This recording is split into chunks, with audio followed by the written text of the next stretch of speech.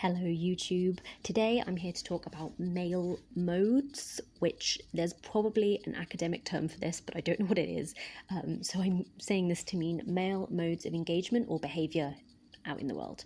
And how I feel some feminism, particularly pop feminism, encourages us towards copying male modes of engaging with work and with sex. And there's more, I'm sure, but these are the two things that I want to discuss briefly.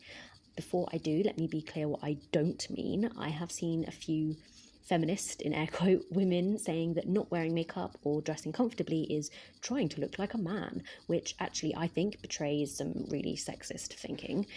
Doing either of these things is just trying to be like a woman who doesn't buy into beauty standards. But here's what I'm thinking.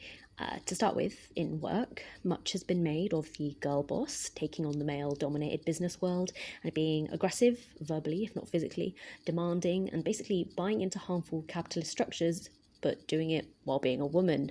So this has meant women being viewed harshly for acting masculine at work, being a hard ass and demanding from their workers, while still being expected to look feminine and beautiful and be talked down to because we're women in a male-dominated sphere.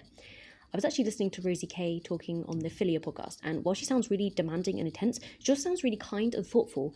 And I mean, I'd love to work for her. She sounds amazing. But my question is, what could a business look like if we used, I'm going to say, female modes of engagement, more collaboration, less domination in meetings? I've only worked in, or mostly worked in, female-dominated offices, and the culture shock when I have not is surprising. I don't really have too much detail on this, but my question is, how would the whole of business and I suppose even capitalism look like restructured around how women tend to act? Nature or nurture? That's another question, but you know what I'm trying to say. Secondly, sex, particularly casual heterosexual sex in this case. We've been told that the sexual revolution is about freeing us women to express our sexuality, but actually it's been more about giving men what they want by behaving like them. Short-term flings with little to no emotional involvement, and due to the unequal nature of sexual anatomy, it sucks for us. And also the fact that men are horrible, but we know that's true, we don't need to get into that. So again, my question is, what could the sexual revolution have looked like if it was truly about giving women the freedom to express however, and men behaving more like us? Even in a casual sphere, probably a lot more orgasms for women and a lot less penis and vagina sex, and things going a lot slower.